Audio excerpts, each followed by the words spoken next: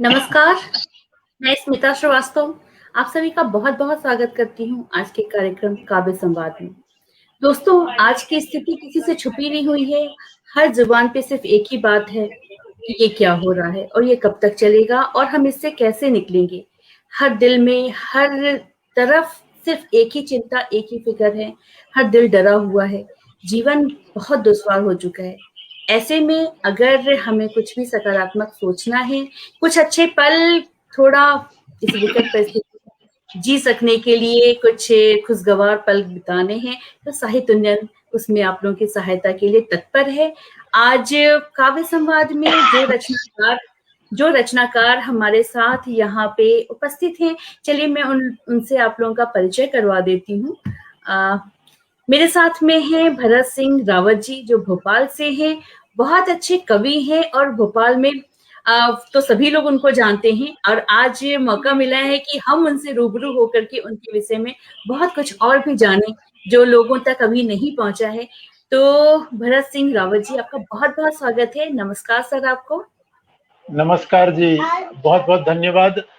उन्नयन परिवार का मैं हार्दिक आभारी हूँ कि मुझे इस पेज पर आने का मौका दिया और स्मिता जी मैं विशेष रूप से आपका आभारी हूँ और सुधा मैम का सर, आभारी हूँ। आपकी इतनी तारीफ मैंने सुन ली थी कि मुझे तो आपको बुलाना ही था और इस जी, विकट काल जो कह सकते हैं ना कि पिछले साल से पिछले 1.5-2 साल हो रहे हैं अब हम लोग को धीरे-धीरे इसी जी, भयावह स्थिति में जीते-जीते और अभी का जो है वो तो खैर बहुत बुरा हाल है। उसके बारे में बात ना ही करें, लेकिन क्या करें माहौल वही है तो घूम फिर करके तो हमें आ ही जाते हैं उसपे। तो ऐसी स्थिति में हम लोग उससे हट करके कुछ और बात करें, आपके बारे में जानें। इससे अच्छा दे माध्यम नहीं हो सकता है।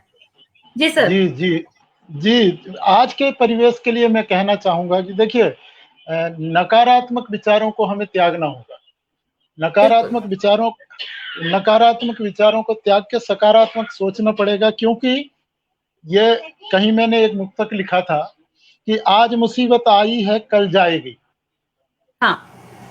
आज मुसीबत आई है कल जाएगी, रात अंधेरी है लेकिन ढल जाएगी और जब अच्छी घड़ियां जीवन की बीत गई, अच्छी घड़ियां भी हमने देखी हैं, जब अच्छी बिल्कुल। घड़ियां जीवन की बीत गई तो बुरी घड़ी क्या ठहरेगी टल जाएगी, बुरी घड़ी क्या ठहरेगी टल जाएगी। तो हमें इन्हीं सकारात्मक विचारों के साथ रहना है और कोरोना बहुत बड़ी चीज नहीं है, हम जंग जीतेंगे, निश्चित रूप से जीतेंगे। बहुत अच्छी बात है और इस सकारात्मकता की ही आज हमें आवश्यकता है पूरी तरह से, जो आज आपने एक नज़रिया, एक विचार देने का प्रयास किया है। सर, मैं आपसे बस यही जानना चाहूँगी कि शुरुआत यहाँ से करते हैं कि सबसे पहले कलम आपने कब उठाया कि जब आपको लगा कि मैं लिख सकता हूँ और इस क्षेत्र में मैं अपना एक पहचान बना सकता हूँ? तो जी, बहुत शुरुआती दौर पहले बहुत पहले 1984 में मैंने पहली रचना लिखी अरे वाह! और और तब से लेकर जीवन में देखिए, जीवन में हर तरह के पहलू आते हैं, कुछ अच्छे आते हैं, कुछ खराब आते हैं।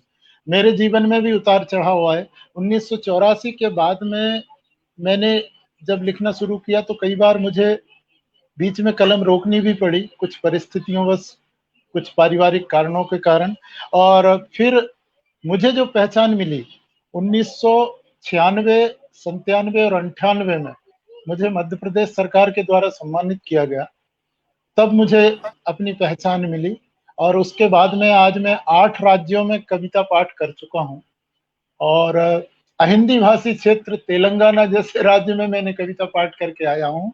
मंचों पे बस लिखता पढ़ता रहता हूँ और जाता रहता हूँ।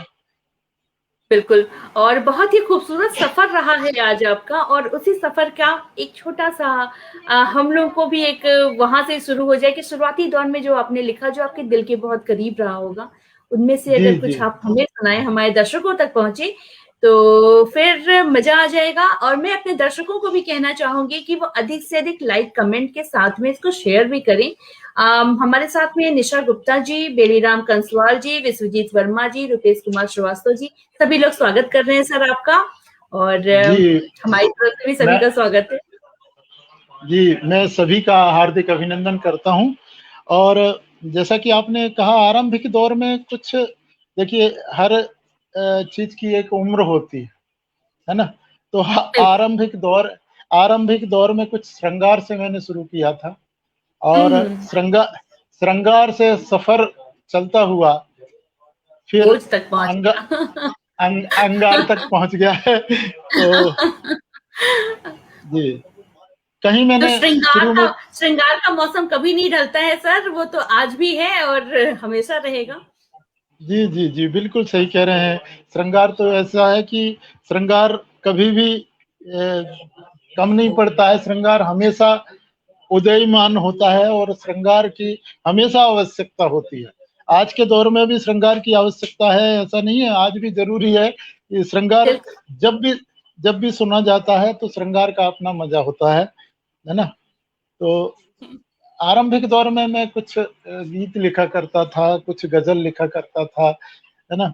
उसके बाद में धीरे-धीरे करके फिर मुक्तक पे आया, और मुक्तक के बाद में फिर देश प्रेम, कहीं न कहीं हर व्यक्ति के अंदर एक जज़्बा होता है, और फिर वो जब शुरू हुआ तो फिर सफ़र खत्म नहीं हुआ। कहीं मैंने आरंभिक दौर का एक मुक्तक सुना देता हूँ मैं आपको, जी जी, स्वागत है आपका। कि मोहब्बत का चखा जो स्वाद तो निकला कसेला है। अलग स्वाद मैंने कहने की कोशिश की है। मोहब्बत का चखा जो स्वाद तो निकला कसेला है, कहीं बदनाम मजनू है, कहीं बदनाम लैला है। अरे मगर फिर भी हुई है भूल जो हम प्यार कर बैठे, तेरा दामन भी मैला है, मेरा दामन भी मैला है, तेरा दामन वाह। भी। ये आरंभिक दौर के मुक्तक थे। और एक और मुक्तक सुने कि बिना राधा कन्हैया के भला ब्रजधाम क्या होगा। बिना राधा कन्हैया के भला भला ब्रजधाम क्या होगा। अगर राधा नहीं होगी तो फिर घनश्याम क्या होगा। अगर राधा नहीं होगी तो फिर घनश्याम क्या होगा। अगर दोनों की वो चाहत मुकम्मल हो गई होती, मैं अधूरी मानता हूँ उस चाहत को। अगर दोनों की वो चाहत मुकम्मल हो गई होती तो ब्रज की गलियों-गलियों में यूँ राधा नाम क्या होता। तो ब्रज की गलियों-गलियों में यूँ राधा नाम क्या नाम होता। क्या होता है? क्या रा बात है, क्या बात है। जी, जी। जी, ये आरंभिक दौर के मुक्तक हैं। और अब मैं चलिए, अब लोग जुड़ गए हैं, तो जी अब बिल्कुल। अपना सफ़र जो है वो आरंभ करता हूँ। और आरंभ में मैं आपको कुछ एक रचना सुनाता हूँ। जी जी, स्वागत है सर, स्वागत है, बहुत स्वागत है। ये रचना गीत के रूप में है कि जिस माटी पर बहती पावन गंगा यमुना की जलधारा, जिस माटी को गर्वित करता लहराए तिरंगा ध्वज प्यारा, और जिस माटी का सौंदर्य देख नतमस्तक होता जग सारा, जिस माटी पर रचता बसता है हिंद महासागर खारा, उस भारत माँ के अधरों की, उस भारत माँ के अधरों की मुस्कान नहीं जाने देंगे हम। भगत सिंह की बलिदानी पहचान नहीं जाने देंगे हम। भगत सिंह की बलिदानी पहचान नहीं जाने देंगे। और देखें, भारत का परिचय है इसमें कि वाह जहां वाह, बहुत वेद, सुंदर। जी आभारी हूँ, जहां वेद ऋचाओं से प्रभात निस दिन पावन हो जाता है, गुरुवाणी और अजानों से दिन मन भावन हो जाता है। फागुन में रंग रंगीला सा अनुपम सावन हो जाता है। हमारे देश की ये विशेषता रही है कि हर फागुन में सावन जरूर आता है, बारिश जरूर होती है, और हर सावन में फागुन जरूर आता है, कुछ दिन के लिए मौसम खिल जाया करता है। तब कहता हूँ बिल्कुल कि बिल्कुल। बहुत फागुन सुंदर में चित्र। फागुन में रंग रंगीला सा अनुपम सावन हो जाता है। तन बरसाना हो जाता है, मन वृंदावन हो जाता है। तन बरसाना हो जाता है, मन वृंदावन हो जाता है। और देखें कि होली के रसियों में कायम, ब्रजभूमि की बात कर रहा हूं, होली के रसियों में कायम, होली के रसियों में कायम, ईमान नहीं जाने देंगे हम, भगत सिंह की बलिदानी पहचान नहीं जाने देंगे हम, बहुत खूब, भगत बहुत सिंह। खूब, बहुत खूब। जी बहुत बहुत आभार। और मातृशक्ति यहाँ पर जुड़ी हुई है, तो हाँ, अगला जो, काफी सुधा जी भी जुड़ी हुई हैं हमारे साथ में। जी जी जी, और भारत की मातृशक्ति के परिचय में एक अगला छंद है कि पद्मावती सखियों संग जहां हंस कर जौहर कर जाती, ये भारत की मातृशक्ति है। पद्मावती सखियों संग जहां हंस कर जौहर कर जाती है, हाड़ी रानी गर्दन उतार खुद थाली में धर जाती है। इतिहास के जानकार लोग जान रहे होंगे कि हाड़ी रानी क्या है। हाड़ी रानी गर्दन उतार खुद थाली में धर जाती है, लक्ष्मीबाई रणचंडी का सोनित खप्पर भर जाती है, लक्ष्मीबाई रणचंडी का सोनित खप्पर भर जाती है। पन्ना सुत दान जहां करती और क्षीर अमर कर जाती है, पन्ना सुत दान जहां करती और क्षीर अमर कर जाती है। उन माताओं और बहनों से, उन माताओं और बहनों से अब ध्यान नहीं जाने देंगे हम, भगत सिंह की बलिदानी पहचान नहीं देंगे बहुत हम। खूब, बहुत खूब। जी बहुत बहुत आभार, बहुत बहुत धन्यवाद। और अगला बंद मैं निवेदित करता हूँ सीमा के उन प्रहरियों के लिए। तब पंक्तियां पढ़ता हूँ कि सीमा पर सैनिक का साहस, सीमा पर सैनिक का साहस हम अब इस भांति बढ़ाएंगे, ये हम सबका दायित्व है। सीमा पर सैनिक का साहस हम अब इस भांति बढ़ाएंगे, वो जब सीमा पर जाएंगे हम वंदे मातरम गाएंगे, वो जब सीमा पर जाएंगे हम वंदे मातरम गाएंगे। ना शान झुकेगी भारत की, मिलकर परचम लहराएंगे, ना शान झुकेगी भारत की, मिलकर परचम लहराएंगे। रावत यदि पड़ी जरूरत तो हम भी शहीद हो जाएंगे, रावत यदि पड़ी जरूरत तो हम भी शहीद हो जाएंगे। और सैनिक के मन में कायम स्वाभिमान नहीं जाने देंगे हम, भगत सिंह की बलिदानी पहचान नहीं जाने देंगे हम, भगत सिंह की बलिदानी पहचान। ये एक गीत। अद्भुत, बहुत खूब। और आपने तो पूरा एकदम माहौल ही अलग कर दिया पूरी तरह से। अब एक बार सभी लोग, जितने भी लोग जुड़े हुए हैं, जय हिंद बोल दें, जहां हैं अपनी जगह पे, एक बार जोर से बोल दें, जय हिंद, जय भारत। जय और हिंद। और बस इसी भावना की हर समय हमें जरूरत होती है कि सबसे पहले देश, सबसे पहले, उसके बाद ही कुछ और आता है। हमारे सारे रिश्ते नाते, हमारे सारे सब कुछ, जितने भी संबंधी हैं, जो भी कुछ है, सब कुछ बाद में ही आएगा। सबसे पहले देश आएगा। और ये भावना प्रत्येक देशवासी के अंदर कूट कूट के भरी होनी चाहिए। और ये कार्य ऐसे ओजमई वाड़ी वाले कवि करते रहे हैं शुरू से। हमेशा जब हमारा भारत देश गुलाम था, उस समय भी कवियों की वाणी ने ही उस चेतना को फूंकने का कार्य किया था। और विश्वास मानिए, कोई समय, कोई पल ऐसा नहीं होता है जब हम निश्चिंत होकर के बैठ जाएं कि अब सब कुछ अच्छा है। हर समय तत्परता और लगन ही जो है वो हमें खुल के जीने का मौका देती है। तो आज इस सर के माध्यम से जिस तरह का ओज इस पटल पे बिखर गया है, तो हमारी उम्मीदें, हमारी और चाहत बढ़ती चली जा रही है कि सर आपको हम कितना कितना सुन लें। ये तो हुई बात, जैसा मैंने आपके बारे में सुन रखा था कि आप ओज के कवि हैं, तो उसका एक नमूना, एक उदाहरण मुझे और हमारे दर्शकों दोनों को मिल चुका है। तो सर, ये जो सफर इतना लंबा रहा, इसमें जरूर है कि पड़ाव बहुत सारे होंगे, संस्मरण बहुत सारे होंगे, बहुत सारी कहानी, किस्से, उनमें से अगर कुछ ऐसा रहे कि जो लगे कि लोगों तक पहुंचना चाहिए, लोगों के लिए प्रेरणा का कार्य कर सकते हैं, तो जी जरूर जी उसमें बिल्कुल। सुनाइए। जी बिल्कुल, मैं आपको बताना चाहता हूँ कि बीच में मेरी जिंदगी में ऐसा दौर आया कि एक ठहराव सा आ गया था।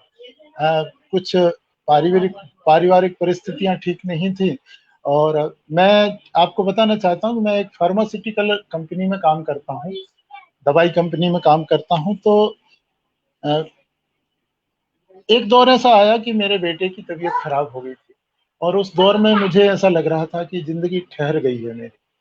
लेकिन उस बीच में मेरे बेटे ने, मेरे पूरे परिवार ने मुझे प्रेरित किया कि नहीं, जिंदगी अपनी गति से चलती रहती है। एक बुरा वक्त आया है तो निश्चित रूप से कल अच्छा वक्त आएगा, और आप अपना काम करते रहिए, बस आप लिखते रहिए, आप लिखते हैं तो लिखते रहिए, और निश्चित रूप से ये जो दौर है वो ढल जाएगा। और मैं आपको बताना चाहता हूँ कि मेरी कलम ने मुझे प्रेरित किया, और मैंने वो जंग जीती, और उसके बाद में फिर निरंतर ये सफर जारी है। तो कहने का अभिप्राय केवल इतना है कि जीवन में नकारात्मक और सकारात्मक दोनों पहलू आते हैं, बिल्कुल। किंतु किंतु नकारात्मकता जब आती है तो व्यक्ति टूट जाता है, लेकिन उस परिस्थिति में भी अपने साहस को कायम रखना चाहिए, तो निश्चित रूप से जिंदगी की जंग में आदमी जीतता है।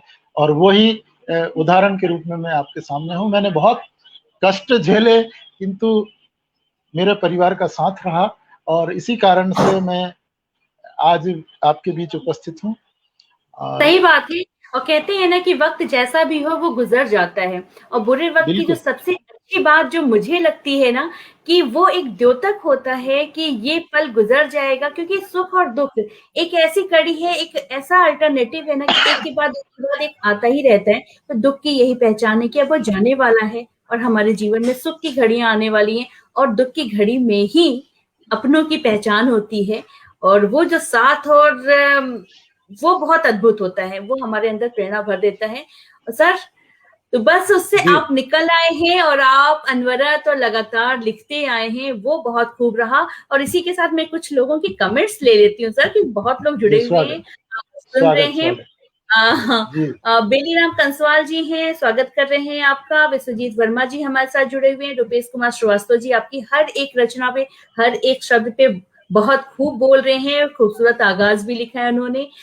सुधा मोदी जी हमारे साथ जुड़ी हुई हैं, स्वागत है बोल रही हैं आपको, और हार्दिक शुभकामनाएं और बधाई आदरणीय भरत जी, वो कह रही हैं। निशा गुप्ता जी हैं, वो भी कह रही हैं बहुत खूब। और सुधा मोदी जी फिर से कहती हैं वाह वाह, लाजवाब, स्वर्ग लहरी आपके बारे में। विश्वजीत वर्मा जी हैं, वो कहते हैं कि सभी धर्मों एवं त्योहारों का अद्भुत संयोजन, बहुत खूब। आपकी रचना पे उन्होंने कमेंट किया है।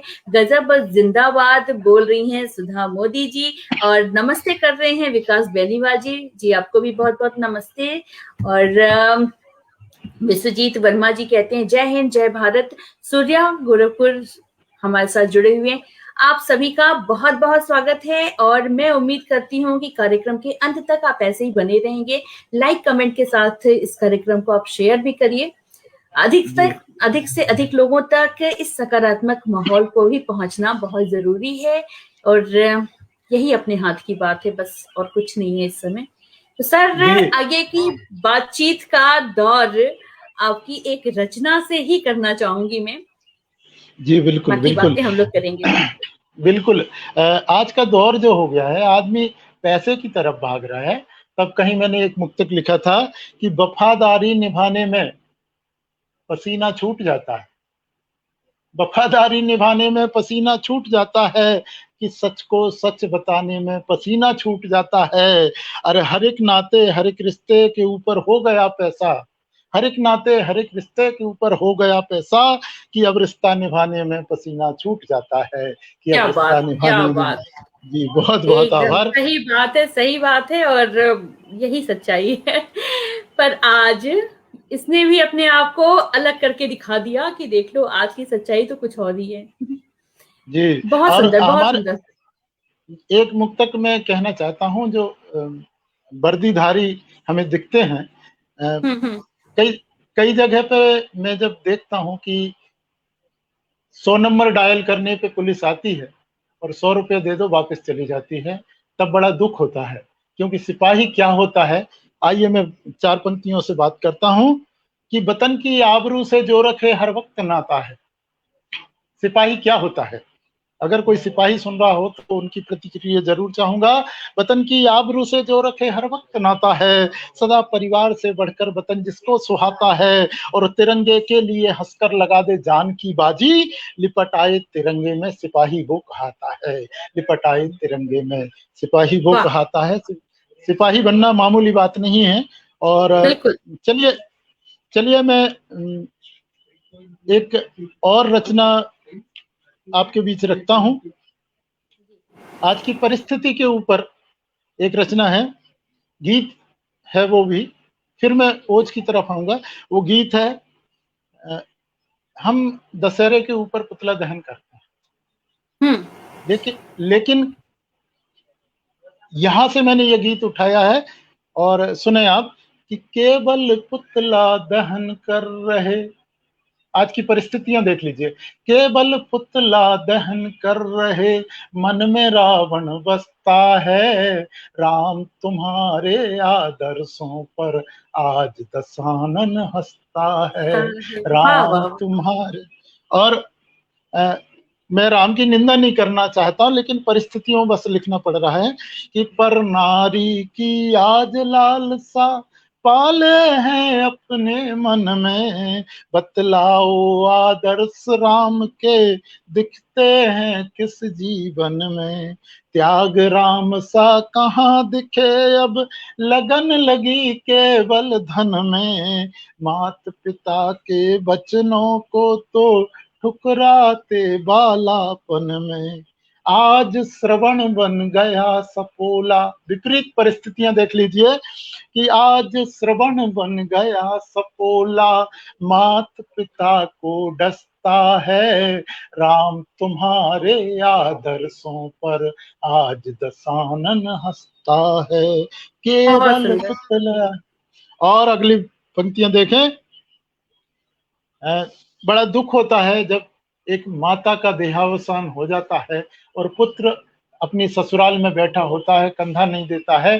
तब पंक्तियां पढ़ता हूं कि जिसने कांधे पर बिठलाया उसको कांधा नहीं दिया, और केवल पत्नी के कहने पर माता का अपमान किया।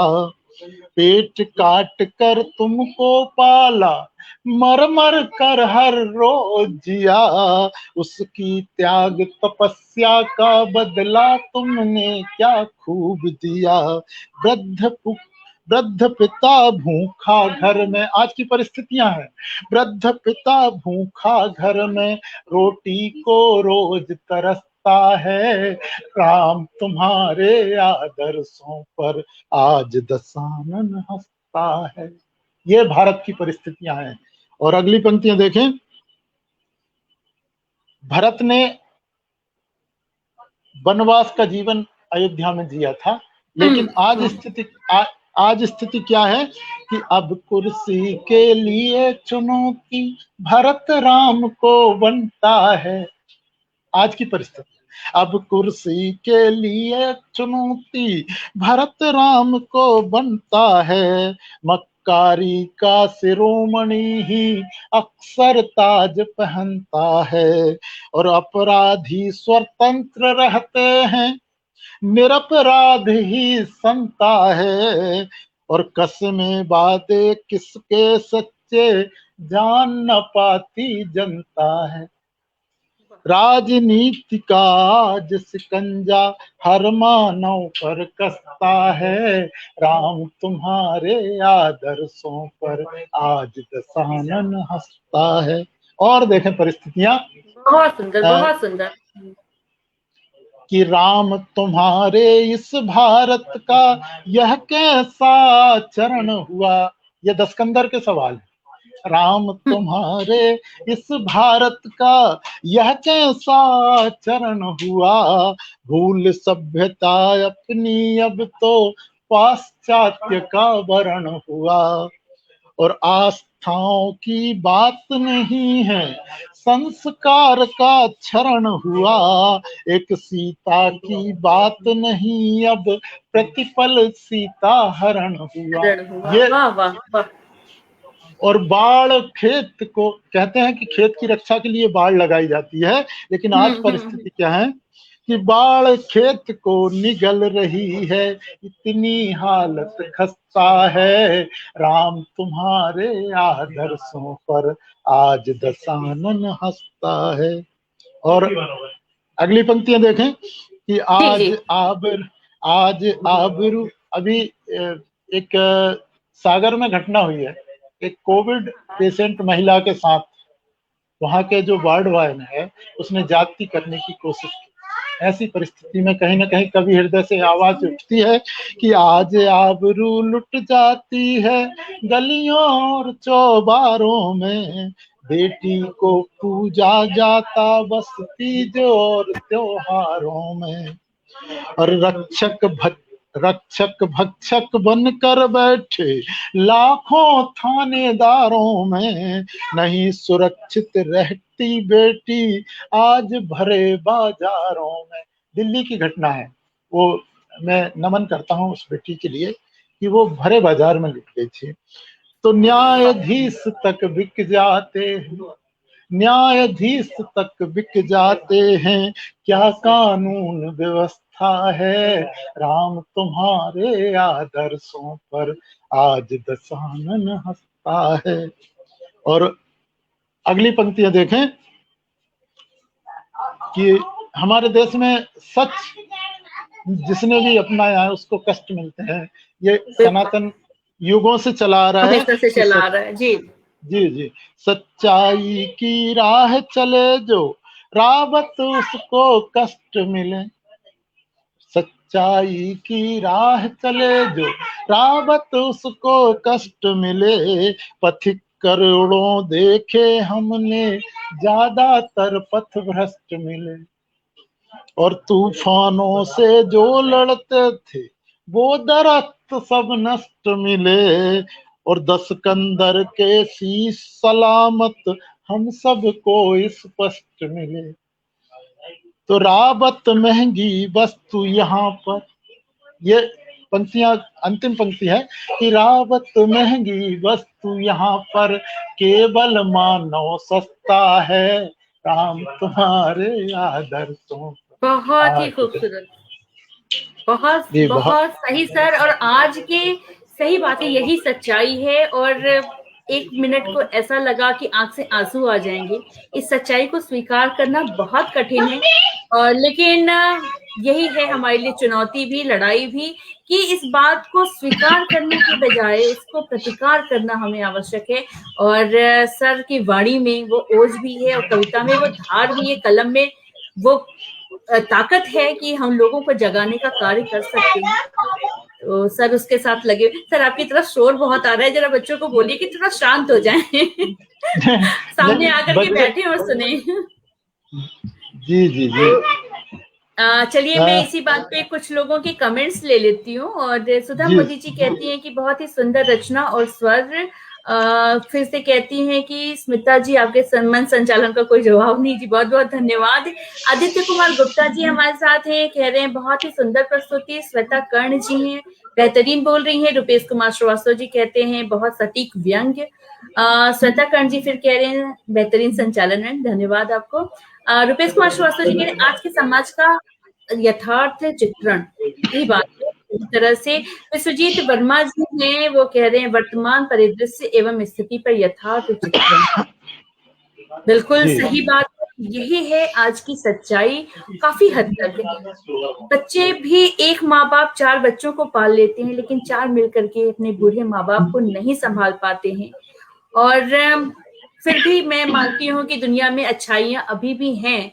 तभी ये दुनिया टिकी हुई है, और यही विश्वास करना हमारी मजबूरी भी है, हमारी ताकत भी है, और इससे हम नहीं कहीं डिगेंगे। बहुत ही सशक्त सुधा मोदी जी कह रही हैं। सर आप थोड़ा सा पानी भी पी लीजिए, मुझे लग रहा है कि जी लगातार बोलने से ना वो हो पानी जाता है, पानी पानी क्योंकि पब्लिक में तो आप ऐसे कभी खास भी नहीं सकते। सही कह रहे हैं आप, सही कह रहे हैं। यहाँ के घर में अपने हम आजाद आज अपने अभी घर में ही हैं बस। मैं जी। भी स्थिति यह है कि हम्म। मैं रोज ड्यूटी जाता हूं तो स्थिति ऐसी हो गई है कि अ, कहीं मेरे उससे निकल गया था कि उनकी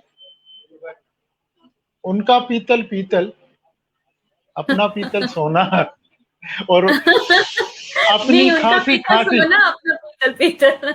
जी। नहीं नहीं, उनका पीतल पीतल, हाँ। अपना पीतल सोना, अपनी खांसी खांसी, उनकी खांसी कोरोना। कोरोना। तो ये स्थिति ये स्थितियां हैं। क्या बात है, क्या बात है, और आपने सही बात है।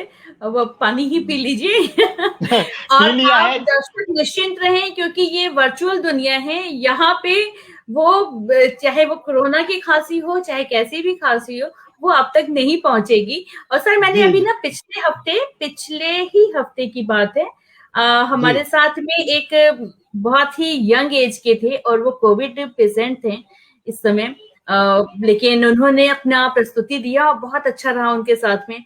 तो यही मैं कह रही हूँ कि वर्तमान परिदृश्य में जिस तरह से हम लड़ाई तो लड़ रहे हैं ना, तो उनको भी बहुत अच्छा लगा, क्योंकि वो बेड पे लेटे लेटे आदमी एकदम अवसाद में चला जा रहा है। ये हालत हुआ अभी उसकी, जी। ना कोई मिलने चलिए आ रहा है, ना कोई बात करने आता है। जी जी सर। सुधा सुधा सुधा मैडम बहुत अच्छी गजल लिखती हैं, और बहुत मेरा खूबसूरत। जी, तो उनके लिए एक गजल समर्पित कर देता हूँ। क्या बात और है सुधा जी, आप हैं ना, सुन रही हैं? तो कमेंट के माध्यम से बताइए कि आप सुन रही हैं, स्पेशली जी, फॉर यू। आज के दौर के ऊपर गजल लिखी है कि इंसान को इंसान की पहचान नहीं है, इंसान को इंसान की पहचान नहीं है, इस दौर में लगता है कि ईमान नहीं है, इस दौर में लगता है कि ईमान नहीं है, और हमको सलाह दे रहे हैं घर में बैठिए। पश्चिम बंगाल के चुनाव देखे, हमको हमको सलाह दे रहे हैं घर में बैठिए, वो भीड़ में जाके भी परेशान नहीं है, वो भीड़ वाह में वाह। जाके भी। और बिल्कुल बिल्कुल। और यही पूरी हमारा सबसे बड़ा कष्ट है आज। जी, पूरी मुराद हो रही है हर अमीर की, पूरी मुराद हो रही है हर अमीर हर की, अमीर की। और मुफलिस के लिए यार ये सुल्तान नहीं है, मुफलिस के लिए यार ये ये सुल्तान सुल्तान नहीं नहीं है। है, वाह वाह। और सारे सियासी लोग लगे खींचतान में, सारे सियासी लोग लगे खींचतान में, मुफलिस का आज कोई निगहबान नहीं है, मुफलिस का आज कोई निगहबान नहीं है। अपना अपना और देख लो, लगने आत्मनिर्भर भारत। जी, लगने लगे हैं आज तो मुर्दे कतार में, आज के कोरोना काल की, लगने लगे हैं आज तो मुर्दे कतार में, खाली यहाँ पे कोई भी शमशान नहीं है, खाली यहाँ पे कोई भी शमशान नहीं है। और हुई है दवा के साथ हवा आज नदारत, ऑक्सीजन, हुई है दवा के साथ हवा आज नदारत, वो कह रहे हैं कोई परेशान नहीं है, वो कह रहे हैं कोई परेशान नहीं है। रावत और कोरोना काल में, मैं अंतिम शेर है कि रावत हम्म। कोरोना काल में हिम्मत न हारिए, बस हौसलों का हारना आसान नहीं है, बस हौसलों का हारना आसान नहीं है। और ये गजल सही बात की है। बात। हाँ, और हमको मालूम है जन्नत की हकीकत, लेकिन हमको आहा, मालूम है जन्नत की हकीकत, लेकिन दिल के खुश रखने को गालिब, ये ख्याल अच्छा है। वाह और वाह वाह। बस इन पंक्तियों पे यही अशआर निकल के आते हैं कि है, जी आप परेशान हो, कोई बात नहीं, कोई बात नहीं, ठीक हो जाएगा, ठीक तो है, इतना भी परेशान होने की कोई जरूरत नहीं है। आप लोग थोड़ा धीरज रखिए। ये जब कोई कहता है ना, बहुत गुस्सा आता है, और आत्मनिर्भर भारत की ओर हम सशक्त हो रहे हैं, बिल्कुल हमको कहना पड़ेगा। लेकिन सर हम लोग इस टॉपिक को नहीं छेड़े ना तो अच्छा है, क्योंकि हर कोई जी इतना बिल्कुल, गुस्से में है इस समय। जी बहुत बिल्कुल, नाराजगी बिल्कुल। है, बहुत दर्द है, बहुत तकलीफ है, उससे हम नहीं उबर सकते हैं इतनी जल्दी, बहुत समय लगेगा अभी हमको यहाँ से निकलने में। तो चलिए मैं कुछ लोगों के कमेंट्स ले लेती हूँ, क्योंकि स्वागत। बहुत सारे कमेंट्स आ चुके हैं। और ये जी, छोटा सा बच्चा जो इतनी प्यारी हंसी से हम लोग का ध्यान आकर्षित कर रहे हैं ये ये कौन है? ये ये मेरी कौन है? पोती है, ये मेरे बेटे की बिटिया है और अरे ये मे वाह! मेरा मेरा नमस्ते मे करो सबको चलो नमस्ते, नमस्ते। क्या नाम है इनका? इनका नाम है ऋथ्वी। आहा जी, लिच्छवी। अच्छा लिथवी मुझे लक्ष्मी से ऋथ्वी, ऋथ्वी, अच्छा ऋत्वी RITH। ऋत्वी ओ, हाँ जी, हाँ हाँ ऋत्वी ऋत्वी। हेलो ऋत्वी, कैसे हो आप? सब क्या अच्छी बढ़िया? हैं? बोलो। अच्छी हूँ। जोर से बोलो, गुड जोर से बोलो। अच्छी जोर हूँ। हाँ जोर से तो बस खाली जय माता दी बोलते हैं। सुधा मोदी जी कह रही हैं बहुत ही सशक्त। और विश्वजीत वर्मा जी कह रहे हैं जी सर बिल्कुल, कोरोना की भी आजकल यही स्थिति है। निशा गुप्ता जी हमारे साथ हैं, साइड कह में रही रखो। हैं बिल्कुल सही। जय हिंद सिंह जी हमारे साथ में हैं, आहा वो भीड़ में जाके परेशान नहीं है। सही बात है, सारी परेशानी तो हमारे लिए है ना, मास्क हमारे लिए जरूरी है, सब कुछ रुपेश कुमार श्रीवास्तव जी भी कह रहे हैं कि बिल्कुल सही जगह तीर लग रहे हैं आपके श्वेता कर्ण जी हैं, कह रही हैं वाह वाह सर जी बिल्कुल सही कहा। और रुपेश कुमार श्रीवास्तव जी फिर से कह रहे हैं कि बहुत जबरदस्त, मन के हारे हार है, मन के जीते जीत। बिल्कुल सही, और बिल्कुल। सुधा मोदी जी कहती हैं वाह बहुत ही प्यारी, बहुत ही प्यारी रचना जो आपके लिए थी। सुधा जी आपने पूरा सुना कि नहीं सुना, और ये जरूर बताइए हमें कमेंट करके। अब सर बहुत खूबसूरत चल रहा है आपके साथ आज ये बातचीत का दौर, और जो समसामयिक के चित्रण आपके द्वारा हो रहा है वो हम सभी को पता होता है कि ये है यथार्थ है, ये सच्चाई है, स्वीकार करने का मन नहीं करता है। तो जी, जीवन में आपके बहुत सारे अनुभव रहे हैं, जैसा अभी आपने कुछ कुछ बताया भी हमें। तो कौन जी। सी मंच की आपकी ऐसी कोई यादगार कोई घटना हो, क्योंकि आप मंचों के बड़े कवि हैं और अ, अच्छा एक्सपीरियंस रहा है आपका। जी, मुझे याद आ रहा है, मैं 2 साल पहले तेलंगाना गया था।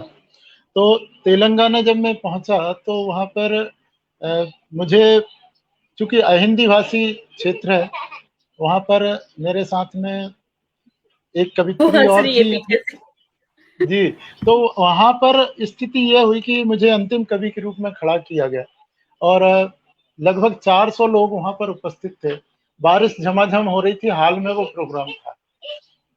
जब मैंने काव्य पाठ आरंभ किया तो 1 रचना, 2 रचना, 3 रचना, 4 रचना, उसके बाद में मैंने अपना स्थान ग्रहण किया, पब्लिक खड़ी हो गई, बोले फिर से पढ़ो। और आपको मैं बताना चाहता हूँ कि साढ़े 3 घंटे तक लगातार मुझसे काव्य पाठ कराया गया और उसके बाद में भी वो मानने को तैयार नहीं थे। मैंने हाथ जोड़ लिया, मैंने कहा सुबह मेरी ट्रेन है और मुझे घर भी जाना है, क्योंकि 3 दिन वहाँ से आने में लग जाते हैं। तो वो अनुभव मेरा अविस्मरणीय है, क्योंकि वहाँ अहिंदी भाषी लोग इतनी ज़्यादा कविताओं को पसंद करते हैं। मैं वहाँ देखकर गदगद हो गया। और एक और अनुभव मुझे आ रहा है, लखनऊ में मैं एक रचना मैंने पढ़ी थी। जब आजम खां साहब ने कहीं कहा था कि चुनाव के समय में कि हिंदुओं का आज़ादी की लड़ाई में कोई योगदान नहीं है, ये वगैरह-वगैरह 4-5 सवाल किए थे। मैंने उसका जवाब लेके लखनऊ गया था, हरदोई की बात है। तो हरदोई में जब मैंने वो रचना पढ़ी, उनके हर सवाल का जवाब मैंने टू द पॉइंट दिया था। तो पहली बार मुझे लगभग 100 से ज़्यादा मालाएँ मिली थी। और एक और अनुभव मैं थोड़ा-सा वक़्त ले रहा हूँ। एक हाँ हाँ सबसे कोई नहीं। अ, सबसे बड़ा मेरे जीवन में 2 बार ऐसी घटनाएँ हुई हैं कि जब कोटा की धरती पर मैं काव्य पाठ के लिए गया था और वहाँ पे मैंने देखा एक पार्क के ऊपर लिखा था कारगिल के प्रथम शहीद कैप्टन अजय आहूजा को समर्पित। तो मेरे मन में सवाल उठा और मैंने वहीं पे तुरंत एक रचना बनाई थी कि कारगिल का प्रथम शहीद कोटा की धरती का तो है, किंतु कैप्टन अजय आहूजा हैं, ये बात मैं नहीं मानता हूं। कारगिल के प्रथम शहीद के रूप में अगर किसी का नाम है तो वो है कैप्टन सौरभ कालिया, और उसके ऊपर मैंने 3 मिनट की वो रचना मैं आपके बीच रखता हूँ वही रचना पढ़ता हूँ। जब मैंने वो रचना पढ़ी तो उसके बाद क्या हुआ, मैं इस रचना के बाद बताता हूँ। वो जी जी बिल्कुल। कि माँ भारती के भाल पर चंदन लगा गया, बिना भूमिका के पढ़ रहा हूँ। माँ हाँ भारती बिल्कुल के भाल माँ भारती के भाल पर चंदन लगा गया, रक्षा वतन की करने जीवन लगा गया, साहस अदम में उसका सौरभ था जिसका नाम, उस वीर कैप्टन को सत सत मेरा प्रणाम। और प्रथम सबसे पहले सूचना अगर किसी को मिली थी तो वो चरवाहे के द्वारा कैप्टन सौरभ कालिया को दी गई थी। उन्होंने दिल्ली को सूचना दी और उसके बाद क्या हुआ कि कारगिल बचाने हो अधीर चल दिए, रक्षा वतन की करने रणवीर चल दिए, न गोलियों की फिक्र थी न मौत का था डर, देश के मत वाले चले जीतने समर, माँ भारती के लाल गोली दाग रहे थे और पाक फौजी खेत छोड़ भाग रहे थे, कप्तान कालिया थे निर्भीक और निडर, पर खा गए वे धोखा मंजिल पे पहुंचकर। और तारीख रखता हूं मैम, अगर आपको याद होगा 23 मई 1999 को भारत सरकार ने कारगिल युद्ध घोषित किया था, लेकिन 15 मई 1999 को क्या हुआ देखिए कि 15 मई 99 को हो गया अंधेर, कुत्तों ने पहली बार एक घेर लिया से, कईयों ने मिलके एक साथ बार कर दिए, हथियार छीन करके बेहथियार कर दिए, लेकिन भारत का खून क्या है कि फौलादी जिस्म थे वो सभी बार सह गए और हंसते हंसते सारे अत्याचार सह गए। जिनेवा संधि अगर आपने पढ़ा होगा, जिनेवा संधि एक ऐसी जिनेवा संधि एक ऐसी प्रक्रिया है जिसके तहत अगर दुश्मन के किसी सैनिक को बंदी बना लिया जाता है तो उसका वध नहीं किया जाता है। लेकिन हाँ उस दिन बिल्कुल। क्या हुआ लेकिन उस दिन क्या हुआ, तब जिनेवा समझौते की याद ना आई, कुत्तों ने मिलके एक साथ शक्ति लगाई, सौरभ के लिए पाक फौज बन गई थी काल, कई अंग काट डाले और आंखें ली निकाल, कई अंग काट डाले और आंखें ली निकाल, आखिर शहीद हो गया वो शेरनी का लाल, लेकिन वो खड़े कर रहा है आज कई सवाल। और चुभते हुए सवाल रखता हूं आदरणीय, अगर कहीं अच्छा लगे तो इस अंतिम दौर में मैं सबकी दुआएं चाहता हूं, लेकिन वो खड़े कर रहा है आज कई सवाल। सवाल है कि क्या जो हुआ वो कोई अत्याचार नहीं है, अरे क्या फौजियों का कोई परिवार नहीं है, क्या पाक फौजियों का कृत्य बदनीयत नहीं, अरे सरहद पे मरने वालों की क्या अहमियत नहीं, इतने बरस के बाद भी सरकार मौन क्यों। अगली पंक्तियां मैंने लिखना नहीं चाही लेकिन निकल गई पंक्तियां कि इतने बरस के बाद भी सरकार मौन क्यों, अरे सरहद की रक्षा करने आ जाए कौन क्यों। और क्या अब भी जब हमारे देश का प्रधानमंत्री उनसे गले मिलता है तब कहता हूं कि क्या अब भी क्या अब भी मोहब्बत की उनसे आस करोगे, उन दो गुलों पे कब तक विश्वास करोगे, उन दो गुलों पे कब। ये पंक्तियां जब मैंने पढ़ी थी कोटा की धरती के ऊपर, तो मुझे एक बालक आया और बोला अंकल जी आपको वो दूर अंकल जी बैठे हैं वो बुला रहे हैं। जब मैं उनके पास गया तो उन्होंने मुझसे क्या कहा पता है कि तुम मुझे जानते हो। मैंने कहा नहीं सर मैं नहीं जानता हूँ। तो पता है एक छोटी सी माला उनके पास थी, वो माला आज भी मेरे घर में रखी है। छोटी सी माला थी, मुझे बहुत बड़ी बड़ी मालाएं मिली लेकिन वो छोटी सी माला उन्होंने गले में डाली और मुझे गले लगा लिया और बोले बेटा मैं सौरभ कालिया का बाप। इससे बड़ी उपलब्धि मेरे जीवन की कोई नहीं है, इससे बड़ी उपलब्धि मेरी।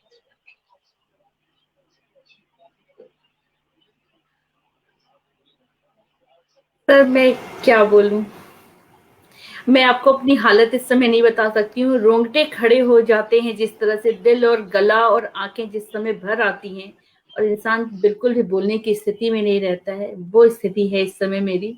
और मुझे जी लगता है कि आपको सुनने वाले प्रत्येक प्रत्येक दर्शक इस समय यही महसूस कर रहा होगा, इतना दर्द, इतना तकलीफ, इतना सब कुछ हो जाने के बाद भी हमारी मैं आंखें नहीं बताना खुली। चाह मैं बताना चाहता हूं, अब थोड़ा सा बता देता हूं इस रचना के संदर्भ में।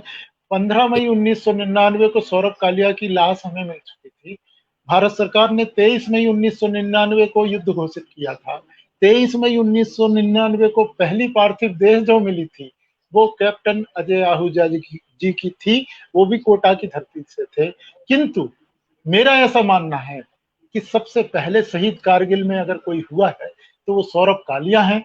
और आज भी इतने साल बाद सरकारें अलग अलग दलों की आई चली गई, लेकिन आज तक इस मुद्दे को अंतर्राष्ट्रीय कोर्ट में नहीं ले जाया गया। इससे बड़ा दुखद पहलू मैं नहीं मानता हूं कि कोई और हो सकता है। इसलिए मैं मानता हूं कि कैप्टन सौरभ कालिया कारगिल के प्रथम शहीद हैं। ये बात मैंने वहां कोटा की धरती पे रखी और मुझे समर्थन भी मिला, और मैं ये एक मुहिम के तौर पे चला रहा हूं कि कारगिल, मुझे नहीं पता कि मेरी बात कहां तक पहुंचेगी, न्याय मिलेगा कि नहीं मिलेगा, क्योंकि भारत में न्याय मिलने की उम्मीद कम की जानी चाहिए, लेकिन फिर भी मेरी अंतिम सांस तक मैं सौरभ कालिया के लिए लिखता रहूंगा और ये लड़ाई जारी रखूंगा। इसी तरह की दूसरी घटना मेरे साथ में हुई थी जब मैं बैतूल गया था। बैतूल में शहीद दीपक यादव जी हैं, उनकी स्मृति में कार्यक्रम रखा गया था और मैंने उन्हीं के लिए एक रचना लिख के ले गया था। जब मैंने वो रचना पढ़ी थी तो 2000 लोगों के बीच में उस शहीद की मां ने खड़े होकर तालियां बजाई थी और मैं जाके उनके चरणों में झुक गया। ये दो स्मृतियां मेरे लिए अविस्मरणीय हैं और मेरे जीवन की सबसे बड़ी उपलब्धि मैं मानता हूं। इससे बड़ा पारितोषिक मुझे और कुछ नहीं।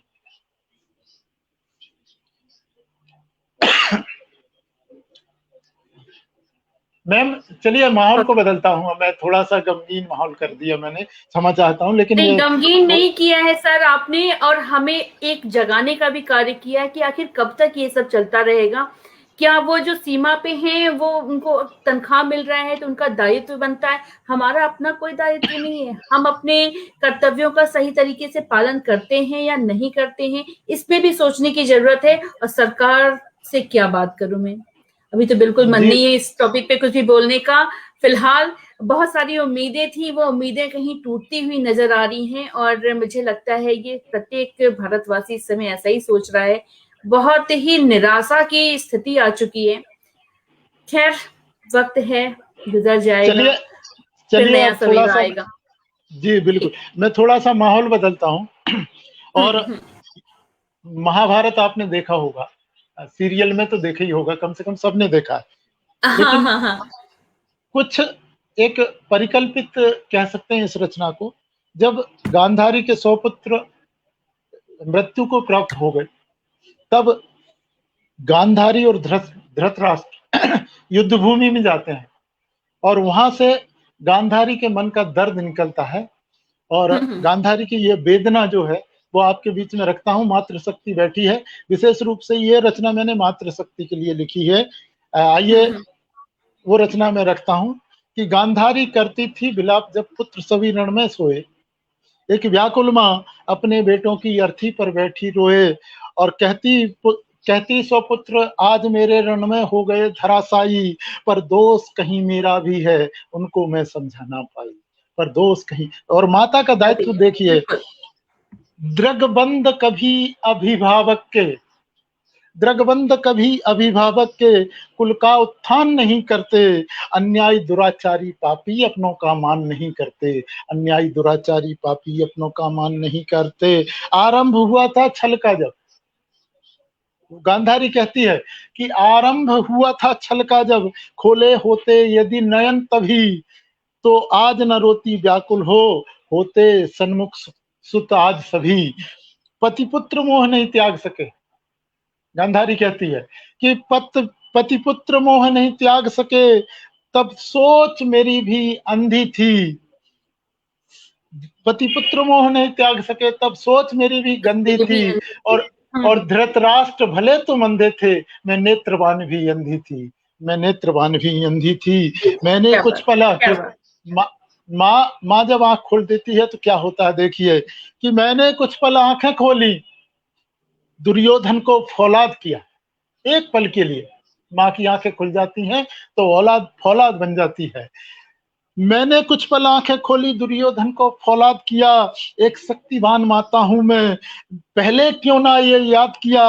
अरे सुन ले भारत की हर नारी, एक संदेश है कि सुन ले भारत की हर नारी, गांधारी यह बतलाती है, माँ प्रथम पाठशाला कुल की होती है, ज्ञान सिखाती है। माँ प्रथम पाठशाला कुल की होती है, ज्ञान सिखाती है। सुत मोह कभी मत पालो तुम, सुत मोह कभी मत पालो तुम, जो चक्षु ज्ञान के हैं खोलो, अन्याय अगर दिखलाई दे मत शांत रहो खुलकर बोलो। अन्याय अगर दिखलाई दे मत शांत रहो खुलकर बोलो। करो। बैठी नहीं होती नयन मूंद, माँ का दायित्व निभाती मैं, यदि ज्ञान चक्षु खोले होते तो नीतिवान सुत पाती में। यदि ज्ञान चक्षु खोले होते तो नीतिवान सुत पाती में। और एक और संदेश है कि भाई को अपने घर में, यदि हर नारी को यह समझ लेना चाहिए कि भाई को अपने घर में यदि मैंने अतिशय रोका होता, अपने पुत्रों को द्यूत हेतु आजाद नहीं झोंका। भाई को एक सीमा तक अपने घर में दायित्व निभाने की देना चाहिए। हाँ दोष मेरा ही है सारा, मैं शांत रही बनकर ज्ञाता। हाँ दोष मेरा ही है सारा, मैं शांत रही बनकर ज्ञाता। मैं पतिभक्ता तो बनी किंतु बन पाई कहाँ सच्ची माता। मैं पतिभक्ता तो बनी किंतु बन पाई कहाँ सच्ची माता। माता अपनी संतानों पर यदि नयन मूंद कर नेह करे, गांधारी बनकर दुख झेले बर्बाद हमेशा गेह करे। गांधारी बनकर दुख झेले बर्बाद हमेशा गेह करे। माँ के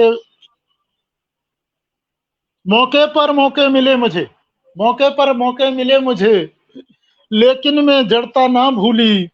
ये कहो मूर्खता थी मेरी या कह दो मद में थी फूली। मैं केवल जननी बनी, जननी और माता का फर्क देख लीजिए। मैं हाँ। केवल जननी बनी रही, मैं केवल जननी बनी रही, कर्तव्य भुलाया माता का। धृतराष्ट्र आप भी मौन रहे, इसमें क्या दोष विधाता का। धृतराष्ट्र आप भी मौन रहे, इसमें क्या दोष विधाता का। जब द्रुपद सुधा अपमानित थी तब मैं बैठी थी आसन पर। जब द्रुपद, एक महिला के सामने महिला का ऊपर अत्याचार होता रहा, जब द्रुपद सुता अपमानित थी तब मैं बैठी थी आसन पर। मैं लगा नहीं पाई अंकुश अपने बेटे दुशासन, मैं लगा नहीं पाई अंकुश अपने बेटे दुशासन पर। लाक्षागृह का षड्यंत्र किया मेरे अपने ही भ्राता ने, तब मौन किया था धारण क्यों सतपुत्रवान एक माता ने। तब मौन किया था धारण क्यों सतपुत्रवान एक माता ने। माँ कुंती थी जो संग रही, विपताओं में संतानों के, अनुशासनवान पुत्र उसके माने थे वचन सयानों के। अनुशासनवान पुत्र उसके माने थे वचन सयानों के। और अंतिम, इस रचना का अंतिम बंद है कि सुन ले भारत की हर नारी, सुन ले भारत की हर नारी, जननी ही बनकर मत रहना, रावत संतानों से अपनी सारी बातें खुलकर कहना, सारी बातें खुलकर कहना।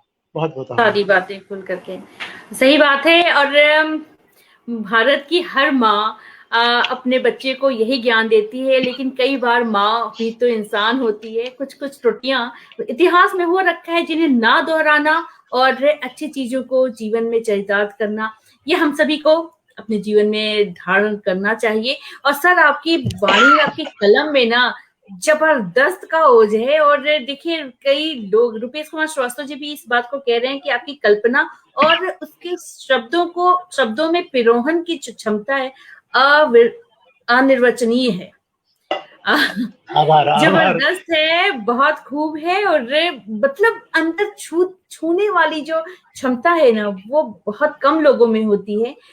कई ओज के कवि मैंने भी सुने हैं, लेकिन सब लोग छू लें ऐसा नहीं होता है। तो बहुत ही खूबसूरत है, एकदम आदमी ठहर सा जाए, सोचने को मजबूर सा हो जाए, तो वो क्षमता है आपकी वाणी में, आपकी कलम में। बहुत खूब बोल रहे हैं मनोज कुमार झा जी, सुधा मोदी जी लगातार कमेंट पे कमेंट कर रही हैं आपको, और आपकी कलम को नमन कह रही हैं वो। श्वेता कर्ण जी हमारे साथ हैं, अद्भुत बेहतरीन प्रस्तुति सर। सुधीर कुमार शर्मा जी भी हमारे साथ में हैं। और बहुत सारे लोग हैं। विश्वजीत वर्मा जी हैं, माँ प्रथम पाठशाला कुल की ज्ञान प्रकाश फैलाती है। वाह, बहुत सुंदर।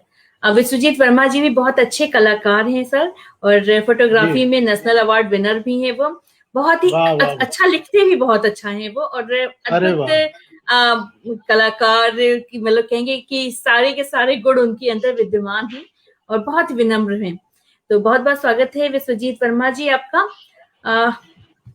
सर, समय देखिए कैसे जी बीत गया आपके साथ में। यहाँ 55 मिनट हमने गुजार दिए आपके साथ बात करते हुए, और पता भी नहीं चला।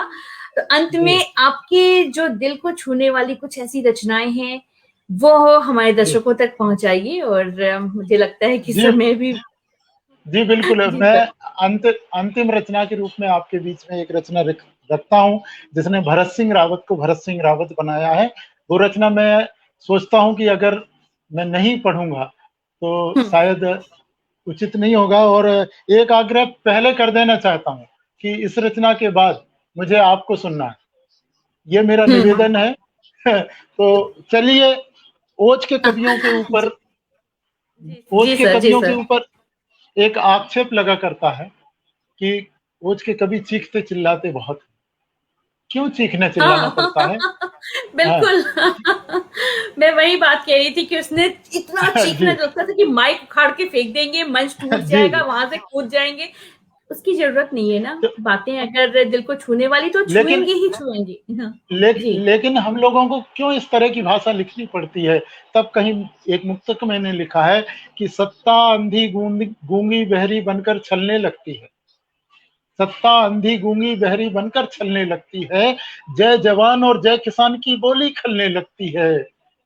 तब जूड़े का गजरा कंगन याद नहीं आता मुझको, अरे कलम मेरी श्रृंगार छोड़ अंगार उगलने लगती है। कलम मेरी श्रृंगार वाह छोड़ अंगार वाह उगलने वाह लगती है। वाह वाह। और वो अंतिम रचना जिसकी मैं बात कर रहा था, उसका शीर्षक है तिरंगा। इस रचना वाह। ने भरत सिंह रावत को भरत सिंह रावत बनाया है। लीजिए, मैं आरंभ करता हूँ। थोड़ी देर के लिए मान लीजिए कि हमारा राष्ट्रीय ध्वज तिरंगा आपसे बात कर रहा है। यहाँ से मैं रचना आरंभ करता हूँ कि मैं कपड़े का छोटा टुकड़ा किस्मत पर इतराता हूँ। मैं हूँ मौन मगर मैं अपने मन के भाव बताता हूँ, और मन के भाव देख ले तिरंगे के, कि हिंदू की पहचान हूँ मैं, मुस्लिम की भी पहचान हूँ, और जितने मजहब भारत में हैं मैं सबका अरमान हूँ। अलग अलग धर्मों के प्रतीक हैं तीनों रंग, कि मंदिर मस्जिद गिरजा गुरुद्वारे के जैसा पावन हूँ। बालक वृद्ध युवा नर नारी सबको ही मन भावन हूँ। अरे आंचल के नीचे मेरे बहती यमुना और गंगा है, हिंदुस्तान की आन बान हूँ, मेरा नाम तिरंगा है। तिरंगा। मेरा वाह वाह वाह जी। वाह। और तिरंगा कहता है कि मुझको तो सम्मान मिला है मेरे तीनों रंगों से, किंतु बहुत पीड़ा झेली है मैंने कौमी दंगों से। हर मजहब और हर जाति का इंसान मुझको प्यारा है, कोई भी भाषा भाषी हो मेरी आंख का तारा है। विभिन्न भाषाएं हैं हमारे, कि रामायण भी मेरी ही है, रामायण भी मेरी ही है, और कुरान भी मेरा है।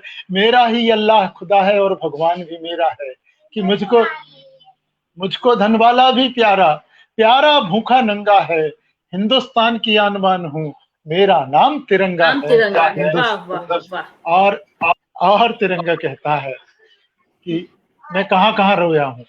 देखिए, कि मैं ही अक्षरधाम में रोया, मैं ही अक्षरधाम में रोया और गोधरा में रोया। अरे भोपाली दंगों में तो मैं कई रात तक ना सोया। मैंने दर्द सहा है यारो कश्मीर की वादी का, आंसू निकल रहे हैं फिर भी हूँ प्रतीक आजादी का। सोच रहा हूँ कौन बनेगा मेरी बंद जुबान है, अरे बंद करो कौमों के झगड़े कहता हिंदुस्तान, कि मेरे गिरते हैं आंसू जब भी होता कोई दंगा है, हिंदुस्तान की आन बान हूँ, मेरा नाम तिरंगा नाम है। तिरंगा है। वाह वाह वाह। जी।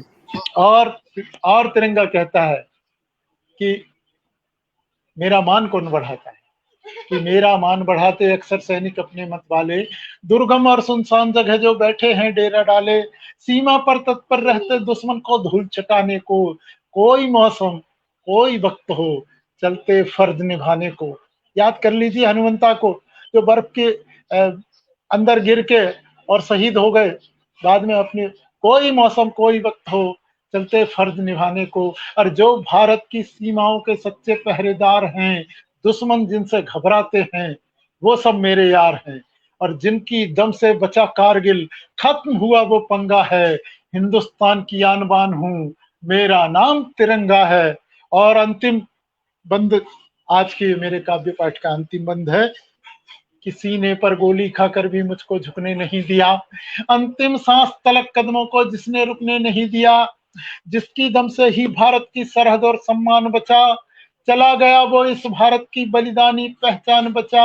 और किया निछावर खुद को जिसने कारगिल के मैदान में, तब मेरे आंसू निकले उस सैनिक के सम्मान में। और अंत में जब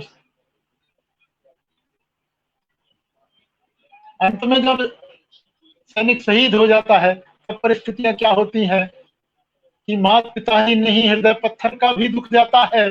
चंद पलों को रस्मरथी का घोड़ा भी रुक जाता है, और जिसे देखकर राष्ट्र समूचा हो जाता है नतमस्तक, वो अमर तिरंगा बलिदानी को देख स्वयं झुक जाता है। अंतिम दो पंक्तियां कि जब मैं उससे लिपटा रावत, तिरंगा कफन के रूप में उड़ा दिया जाता है, तब उस पार्थिव देह और तिरंगे के बीच में कुछ संवाद होता होगा। वो संवाद कहने की कोशिश करता हूं कि जब मैं उससे लिपटा रावत, तो वो बोला अब चंगा है, हिंदुस्तान की आन बान हूं, मेरा नाम तिरंगा है। वाह वाह। और अब आदरणीय आपसे आग्रह है कि आप कुछ सुना दीजिए, क्योंकि मैंने तो बहुत कुछ सुना है। ओहो सर, इसी के साथ क्या हो गया, डिस्कनेक्ट हो गए। वो मुझे कुछ सुनाने को कह रहे थे और तब तक लग रहा है कि कुछ नेटवर्क की प्रॉब्लम आ गई है। मुझे लगता है कि वो बहुत जल्दी हमसे वापस से जुड़ेंगे। बहुत ही खूबसूरत सफर है, बहुत ही खूबसूरत उनकी रचनाएं, खूबसूरत क्या मैं कहूँ कि दिल को झकझोर देने वाले उनके कलम की धार है, जो हम सबके दिल को सीधा सीधा छलनी कर रही है, तार तार कर रही है कि हम सोचें, ठहरें, रुकें, बहुत हो चुका अब सब कुछ। और एक बार हम लोग भी बोल ही देते हैं, भारत माता की जय। सभी लोग कमेंट में जरूर लिखें, जय हिंद, भारत माता की जय। और यही आज के समय की जरूरत है, और यही एक ऐसा नारा है जो प्रत्येक देशवासी को एक सूत्र में पिरोने का कार्य करता है, जय हिंद। चलिए, सर की आवाज भी नहीं आ रही है, कुछ तो दिक्कत है, लेकिन जैसा उनका आदेश है कि मैं कुछ सुनाऊं, तो मैं कोशिश करती हूँ। हालांकि क्या सुनाऊं मैं, और मैं छोटी सी कलम, छोटा छोटा लिखने वाली, उतना गहराई शायद नहीं है, बहुत टाइम लगेगा, लेकिन फिर भी आदेश है तो उसका पालन भी जरूर करूंगी। मैंने सोचा तो था कि कुछ और सुनाऊंगी, लेकिन अभी चूंकि माहौल ऐसा है, तो उसी माहौल को, और सुधा जी का एक कमेंट था कि कौमी कुछ इस तरह का कि अब तो कौमों में बांटना छोड़ो, तो उसी को नजर करते हुए, उसी विचारों को शब्दों में पिरोते हुए एक रचना में यहाँ पे प्रस्तुत कर रही हूँ, सुनिएगा। ठहरे रुके और सोचें, ठहरे रुके और सोचें, कहाँ थे कहाँ हैं और कहाँ जाना है। ठहरे रुके और सोचें, कहाँ थे कहाँ हैं और कहाँ जाना है। जख्मों को कुरेदना है या जीवन में मुस्काना है। जख्मों को कुरेदना है या जीवन में मुस्काना है। भरते हैं दर्द जो दूसरों के दामन में, खुशियों के पास भी कहाँ उनका ठिकाना है। खुशियों के पास भी कहाँ उनका ठिकाना है। स्वार्थ परस्ती के लिए जो करते हैं मासूमों को गुमराह, स्वार्थ परस्ती के लिए जो करते हैं मासूमों को गुमराह, भूल जाते हैं वो खुद भी एक मिट्टी का खिलौना है। किसको रहना है यहाँ कयामत या सदा के लिए, किसको रहना है यहाँ कयामत या सदा के लिए। एक ना एक दिन तो मिट्टी में ही मिल जाना है, एक ना एक दिन तो मिट्टी में ही मिल जाना है। मत बोना तुम फिर से नफरत की बीजें, मत बोना तुम फिर से नफरत की बीजें। याद तो बस वही रहता है जिसका किसी दिल में ठिकाना है। याद तो बस वही रहता है जिसका किसी दिल में ठिकाना है। तोड़ दे चलो, तोड़ दे चलो ये जात पात और रंगों की दीवार, तोड़ दे चलो ये जात पात और रंगों की दीवार। सिर्फ एक इंसान है हम, ये जमाने को बताना है। सिर्फ एक इंसान है हम, ये जमाने को बताना है। और विश्वास मानिए कि हर व्यक्ति सिर्फ वो इंसान बन जाए ना, तो बहुत बड़ी बात है। कहते हैं न मंदिर गया न मस्जिद गया, मैं भीतर गया, मैं भी तर गया। और यही बात है कि कहीं जाने की जरूरत नहीं है, अपने आप को पहचानो और कहीं कोई अंतर है ही नहीं। सिर्फ जन्म के आधार पे भेदभाव करना मुझे बहुत कचोटता है, बहुत तकलीफ देता है। और मेरे अपने जीवन का ये ध्येय है कि मैं जहां तक हो सका इस चीज को हटाने का कोशिश करती रही हूँ, करती रहूंगी आजीवन पूरी तरह से। और फिर से ब्लड प्रेशर बढ़ने टाइप का हो गया है। सर तो वापस हमसे जुड़े नहीं, उनको मैं धन्यवाद और आभार भी नहीं कह पाई। आप सभी दर्शक हमें सुने और आपके इतनी अच्छी प्रतिक्रियाएं हम तक पहुंची, उसके लिए बहुत बहुत धन्यवाद और आभार। सर के इतना इतना खूबसूरत ये सफर रहा कि जिसके बारे में मैं अब क्या बोलूं, आपने सबने इस चीज को महसूस किया होगा। और उनको तो बहुत बहुत धन्यवाद है, आभार है उनको साहित्य उन्नयन की तरफ से, मेरी तरफ से। चलिए फिर आज यहीं पे विदा लेते हैं, क्योंकि मैंने इंतजार कर लिया कि वो शायद हमसे जुड़ जाए वापस, लेकिन हो सकता है कुछ नेटवर्क प्रॉब्लम है। तो फिर मिलेंगे, फिर खूब सारी सी बातें करेंगे। मैं कुछ कमेंट पढ़ते हुए फिर यहाँ से निकलती हूँ। चलिए मैं यहाँ से शुरू करती हूँ। बहुत सारे कमेंट्स हो चुके हैं। रुपेश कुमार श्रीवास्तव जी बहुत खूब बोले, और सुधा मोदी जी जय जय जय जय जय हो, बहुत सारे जय हैं उनके।